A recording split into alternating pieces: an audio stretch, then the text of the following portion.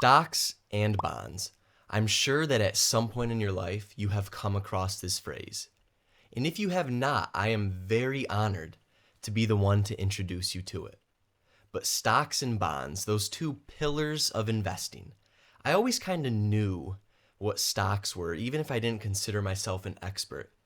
But I'd be lying if I said that I understood what bonds were. So if you find yourself in that same boat, then you are going to want to stick around for this video. We are going to look at what are bonds? How do you make money off of bonds? What's the difference between stocks and bonds? And lastly, how can you select some bonds for your profile if you are interested? Guys, let's check it out.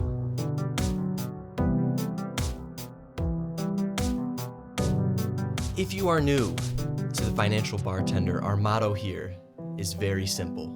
We build wealth, we build productivity, and we build self-improvement on a bartender's salary. We do not believe you need six figures to achieve your financial dreams. If you are enjoying this content, please consider subscribing to the channel. We would love to have you. So question 1, what is a bond? A bond is a legal contract in which you give a loan to the government or a corporation, and in return, they pay you back the face value of that loan plus interest. And when I say government or corporation, that just means there can be government bonds, there can be corporate bonds, depending on which one you choose to invest in. Let's take a look at an example. Let's say that I invest $1,000 into a bond, and they will pay me 5% interest after 6 months. So after 6 months, I receive my $1,000 back, my initial investment, the initial loan, and you would also receive $50 on top of that as the interest payment. So right there you see that is how you make money with a bond. The interest payment is where you make money. Let's take a look at some differences between stocks and bonds. And if you haven't watched our video on stocks yet, I'm going to link that up at the top there. That was video 1 of our beginner investment series. I'd recommend checking that out.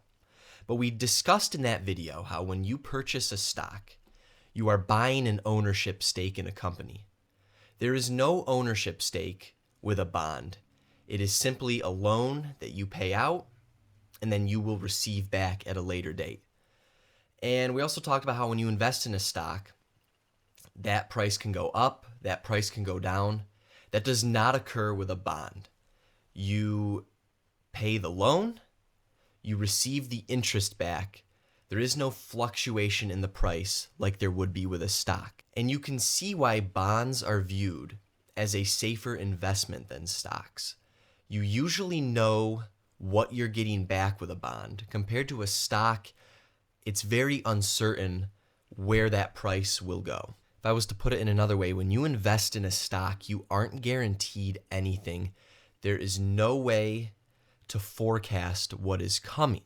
But with a bond, as long as your borrower does not go bankrupt, which we'll discuss in a bit, you are guaranteed to get your money back. A similarity that you will find between stocks and bonds is that supply and demand continues to drive the prices of both. Bond prices reflect how attractive a bond is to buyers over time. So let's take a look at some tips for choosing bonds if you are interested in adding them to your portfolio.